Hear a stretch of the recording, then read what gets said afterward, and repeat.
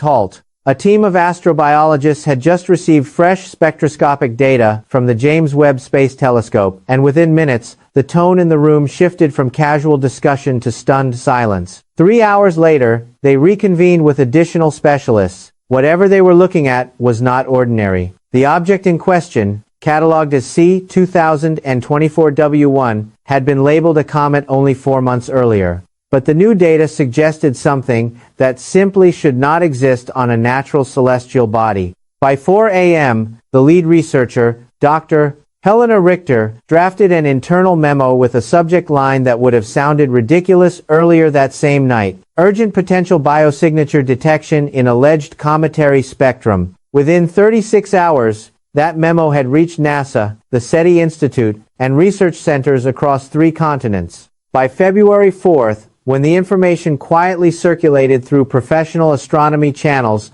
a restrained but unmistakable tension spread among scientists who understood the implications. This was not just unusual chemistry. This was chemistry behaving in ways normally associated with life. I'm Dr. Robert Halverson. I've spent 35 years studying extreme environments where life might emerge, from theoretical models of deep space chemistry to the conditions surrounding distant exoplanets. I've worked alongside chemists analyzing meteorites and helped design models for how self-replicating systems might form beyond Earth. And I can tell you with complete seriousness, what we are seeing with C-2024W1 challenges the boundary we've long drawn between living and non-living matter. If the data withstands scrutiny, this may be the first confirmed evidence of life not on a planet, not beneath an ocean, but traveling through space itself. Before we go further, if you've ever wondered whether life could exist in the vacuum of space, if you believe discovering extraterrestrial life would be one of humanity's most profound moments, and if you're tired of institutions softening extraordinary findings because they're inconvenient, now is the time to engage. Subscribe to Astromind and stay with this story, because what's unfolding is being handled with remarkable caution while scientists debate how and when to speak publicly. The story begins with a simple case of mistaken identity. On October 19, 2024, the Pan-STARRS Survey Telescope in Hawaii detected what appeared to be a new comet. It was faint, distant, following an elliptical orbit consistent with an origin in the outer solar system, possibly even the Oort cloud. Early observations showed a weak coma, the thin halo of gas and dust that forms when icy bodies approach the sunday. Nothing about it stood out. It was catalogued, assigned the designation C-2024W1, and added to the growing list of comets tracked worldwide. Then in mid-January 2025, Dr. Richter's team began a detailed spectroscopic study using the James Webb Space Telescope. Spectroscopy allows scientists to identify chemical compositions by analyzing how molecules absorb and emit light at specific wavelengths. It is one of the most reliable tools in astronomy. For over a century, it has helped us decode the chemical fingerprints of distant stars, planets, and comets. At first, the findings were ordinary. Water vapor appeared in the spectrum. That's expected. Comets are often described as dirty snowballs. Carbon dioxide showed up. Methane and ammonia were detected, all standard cometary ingredients. But mixed into that familiar pattern were complex organic molecules, amino acids, nucleotide bases, and phospholipids. Organic molecules in space are not shocking by themselves. We've detected them in meteorites and interstellar clouds. Carbon chemistry is widespread. What made this discovery different was not the presence of organics, but the proportions. In non-biological chemistry, when molecules form randomly, they appear in equal left-handed and right-handed forms, a property known as chirality. Nature shows no preference during random formation, but life does. On Earth, nearly all amino acids used in biological systems are left-handed. This asymmetry is one of the clearest biochemical signatures of living processes. The amino acids in the spectrum of C-2024W1 showed a 73% dominance of left-handed forms. That is not random. That is not how abiotic chemistry behaves. Dr. Richter reran the analysis multiple times. Independent team members verified instrument calibration. Contamination was ruled out. Instrumental artifacts were eliminated. The result did not change. The object was releasing organic compounds with a clear biological chirality bias. On February 2nd, she presented the data during a closed video conference with astrobiologists from NASA, ESA, and major universities. Among them was Dr. Christopher McKay, a leading expert in life in extreme environments. After listening carefully, he asked one critical question: "Have you examined temporal variations?" They had, and that's when the situation moved from extraordinary to unsettling. The chemical signatures were not stable. They fluctuated in a repeating cycle of approximately 8.7 hours. Concentrations of organic molecules rose, peaked, and fell with regular timing. During peak phases, the chirality bias strengthened. During low phases, it drifted closer to random distribution. In biological systems, chemical cycles correspond to metabolic activity. Organisms regulate internal chemistry. They concentrate compounds during growth or energy production phases. Random outgassing from a comet does not produce rhythmic, repeating chemical behavior. According to one attendee, Dr. McKay responded carefully but directly, "If this were a terrestrial sample, we would classify it as biological without hesitation." Before anyone imagines intelligent beings or science fiction scenarios, understand that scientists are not discussing conscious organisms.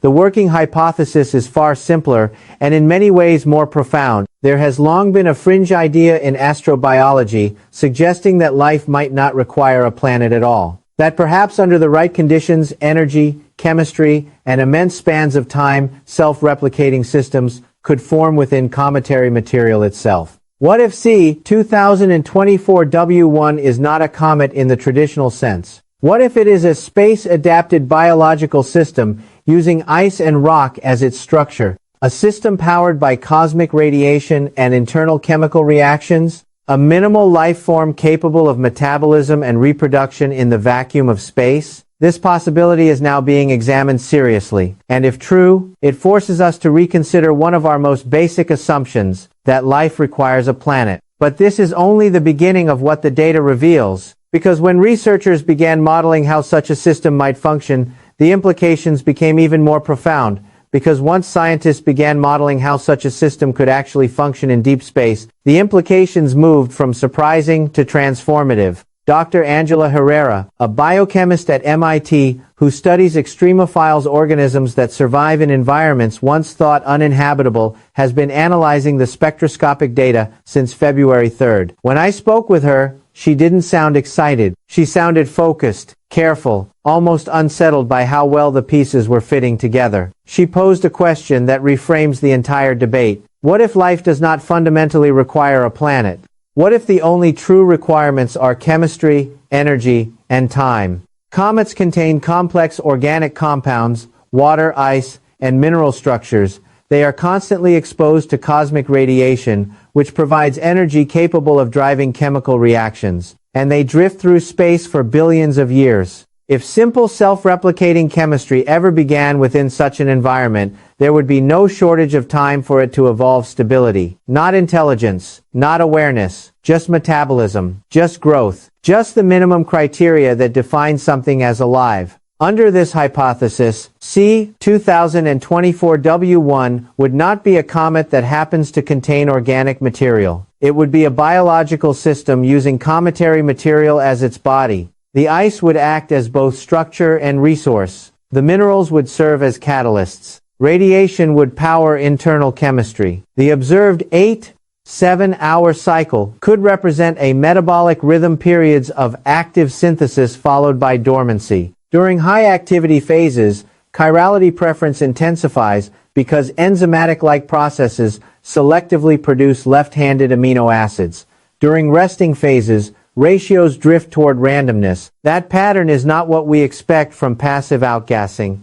It resembles regulated chemistry. NASA clearly recognizes the gravity of this possibility. On February 5th, the Hubble Space Telescope was quietly redirected to capture the highest resolution imagery possible from Earth orbit. The goal is not just visual confirmation. Scientists are looking for structural organization, evidence of morphology, internal layering, or non-random distribution of material that could indicate systemic organization rather than inert ice. Image processing will take weeks. Precision matters.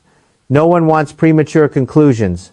But parallel investigations are already underway. The Atacama Large Millimeter Array in Chile has been tasked with observing the object in radio wavelengths. Researchers are studying emission patterns, searching for chemical gradients or heat distributions that would indicate localized internal activity rather than uniform sublimation. I'll be honest with you, when I first heard about this, I was skeptical. I've seen anomalies before.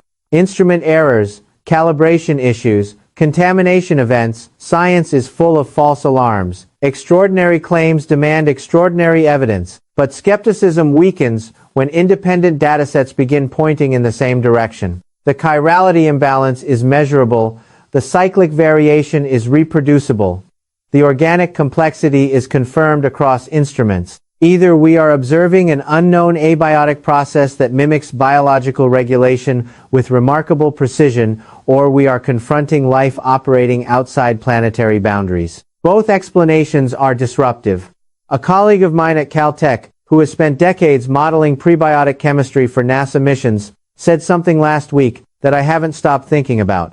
She said, "Maybe we were asking the wrong question all along. Instead of asking where life can survive, perhaps we should be asking where chemistry can persist long enough to organize itself." Planets may simply be one environment among many. If that's true, the universe may not be sparsely populated with rare planetary biospheres.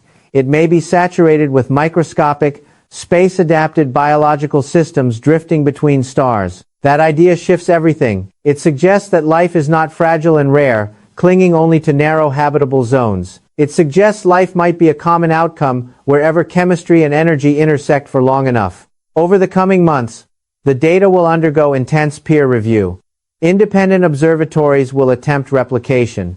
Competing hypotheses will be tested. Researchers will model non-biological mechanisms that could theoretically produce similar spectral behavior. Science moves deliberately for good reason. But conversations happening behind closed doors suggest something important. The most conservative projection is no longer "this is definitely normal." The most cautious position emerging is "this is anomalous and cannot yet be explained." And the more unsettling possibility being whispered is, "This appears biological, but we need confirmation." On February 6th, the International Astronomical Union held an emergency conference to coordinate observation protocols. Official summaries refer to C2024 W1 as an anomalous body requiring immediate, multidisciplinary study. That language is precise. Words matter in scientific documentation.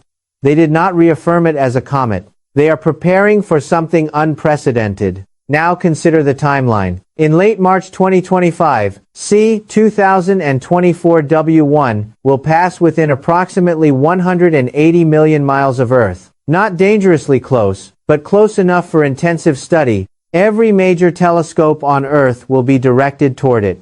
High-resolution spectroscopy, thermal mapping, polarization analysis, every available method will be deployed. By April, we should have clarity. If additional observations confirm structural organization, consistent metabolic cycling, and maintained chirality imbalance under varying solar exposure, the biological interpretation becomes difficult to avoid.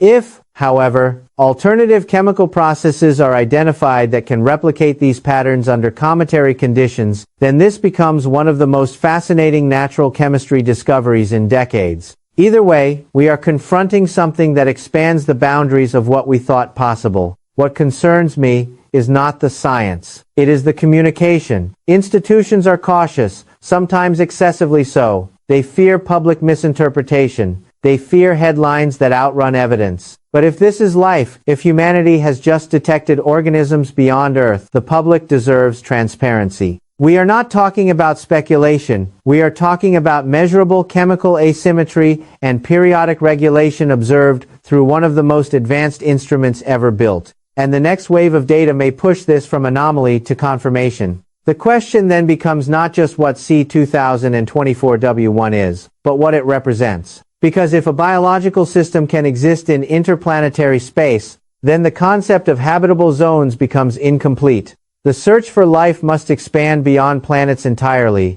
Which brings us to the next critical development, because new modeling of the object's internal chemistry is revealing patterns that could determine whether we are witnessing passive reactions or active replication. Because when researchers began simulating the internal chemistry of C2024 W1 under deep space conditions, they weren't just looking for metabolism, they were looking for something even more decisive: replication. Metabolism alone is provocative. Cyclic chemistry alone is intriguing, but replication is the dividing line between complex chemistry and life. If a system can maintain structure, process energy, and produce organized copies of itself, then by most biological definitions, it qualifies as living. Using updated spectral data, teams at multiple institutions began modeling how organic compounds inside the object might interact under continuous cosmic radiation. The results were unexpected. Under certain conditions, low temperature, periodic solar heating, radiation exposure, self-reinforcing chemical networks can form. These networks are not random clusters of molecules. They create feedback loops. They stabilize specific molecular ratios. They resist equilibrium. That behavior mirrors what we see in primitive biological systems. One simulation in particular raised eyebrows. When researchers introduced a slight chirality bias similar to the 73% left-handed dominance observed in C2024W1, the chemical network amplified it. Over repeated cycles, the imbalance strengthened rather than dissipated. In non-living systems, asymmetry usually fades toward equilibrium. Here, it intensified. That is not how passive chemistry behaves. If this object contains microstructured regions where organic molecules are compartmentalized within ice matrices, those compartments could act like primitive cells. Not cells as we know them, but organized pockets of chemistry protected from external disruption. Cosmic radiation could provide energy pulses. Solar heating during orbital approach could trigger active phases. Cooling could induce dormancy. The observed 8-7-hour cycle may correspond to rotational exposure sections of the body heating and cooling as it spins. But what matters is not the rotation itself, it's how the chemistry responds. The peak phases are not just warmer, they are chemically richer. Chirality increases. Organic concentrations rise. That suggests active selection, not passive sublimation. Meanwhile, the Hubble imaging data, though still undergoing processing, has reportedly revealed surface irregularities inconsistent with uniform ice outgassing. Preliminary descriptions mention localized jets emerging from distinct regions rather than evenly distributed vents. If confirmed, that implies structural heterogeneity. Organization. Again, caution is critical. We have been misled before, but the convergence of spectroscopy, modeling, and imaging is becoming difficult to dismiss as coincidence. Now step back and consider the broader implication. If C2024W1 is indeed a biological system adapted to space, then life does not merely survive between planets. It travels, it migrates, it persists independently of atmospheres and oceans. That would lend new weight to the concept of panspermia, not as a fringe hypothesis, but as a natural consequence of biology. Life would not need to originate on every planet individually. It could disperse across star systems embedded within cometary bodies, seeding environments where conditions later allow complexity to flourish. In that scenario, Earth would not be an isolated miracle. It would be part of a biological continuum stretching across interstellar space. And here is where the conversation becomes even more profound. If simple metabolic systems can exist in space, then intelligence may not be the rare phenomenon we assume. Complex life might require planets, but primitive life could be abundant, drifting silently through the dark between worlds. When C2024W1 approaches in late March 2025, its relative proximity will allow unprecedented analysis. Ground-based arrays will measure polarization changes, infrared instruments will monitor internal temperature gradients, radio telescopes will search for structured emissions. By early April, the data density will be enormous. One way or another, we will know whether this is exotic chemistry or something fundamentally biological. And I want to be clear about something. If it turns out to be non-biological, that does not diminish the importance of this discovery. It would mean we have uncovered a new category of chemical behavior in extreme environments. That alone would reshape our understanding of astrochemistry. But if it is biological, then this moment will mark a turning point in human history, not because it proves we are not alone in a dramatic cinematic sense, but because it expands the definition of life itself. It tells us that life is not confined to fragile planetary surfaces. It tells us biology can adapt to conditions we once considered sterile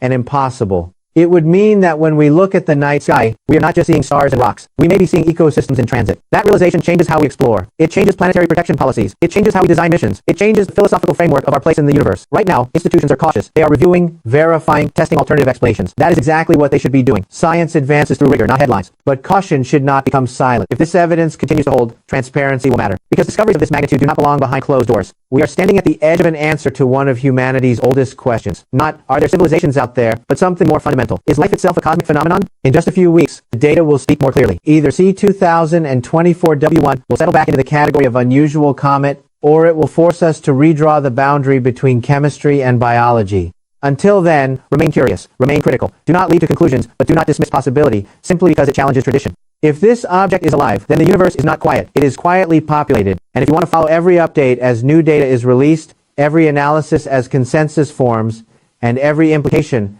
as this story unfolds, make sure you subscribe right now, turn on notifications, and share this with someone who still believes life only exists where we've already looked. The next few weeks could redefine everything we think we know about the universe. At 11:15 p.m. Greenwich Mean Time on February 1st, 2025, a routine evening meeting at the European Space Agency headquarters in Paris came to an abrupt halt. A team of astrobiologists